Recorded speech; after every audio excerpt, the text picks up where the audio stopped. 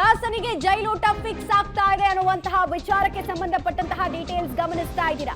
ಪೊರ್ಕಿ ಗ್ಯಾಂಗ್ಗೆ ಜೈಲು ಶಿಕ್ಷೆ ಕನ್ಫರ್ಮ್, ನ್ಯಾಯಾಂಗ ಬಂಧನಕ್ಕೆ ವಿಧಿಸಲಾಗಿದೆ. ಕೋರ್ಟ್ ಆದೇಶವನ್ನ ಕೊಟ್ಟಿದೆ. ಮರ್ಡರ್ ಕೇಸ್ನಲ್ಲಿ ದರ್ಶನ್ ಜೈಲಿಗೆ ಹೋಗ್ತಾ ಇದ್ದಾರೆ. ಎರಡನೇ ಕ್ರಿಮಿನಲ್ ಕೇಸ್ಗೆ ಸಂಬಂಧಪಟ್ಟಂತೆ ಜೈಲಿಗೆ ಹೋಗ್ತಾ ಇರೋದು.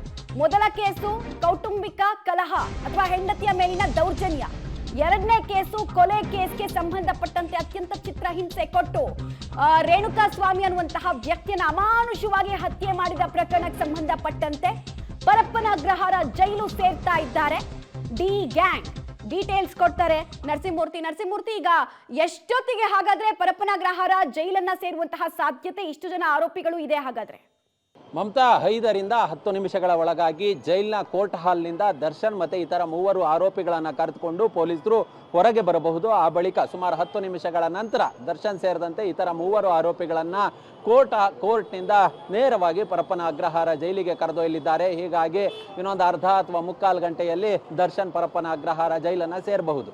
2011ರಲ್ಲಿ ಪತ್ನಿಯ ಮೇಲೆ ಹಲ್ಲೆಯನ್ನು ನಡೆಸಿದಂತಹ ಪ್ರಕರಣದಲ್ಲಿ ಇದೇ ದರ್ಶನ್ ಜೈಲನ್ನು ಸೇರಿದ್ರು. ಅವತ್ತು ಸುಮಾರು 1-1.5 ತಿಂಗಳ ಕಾಲ ಜೈಲಿನಲ್ಲಿದ್ದರು.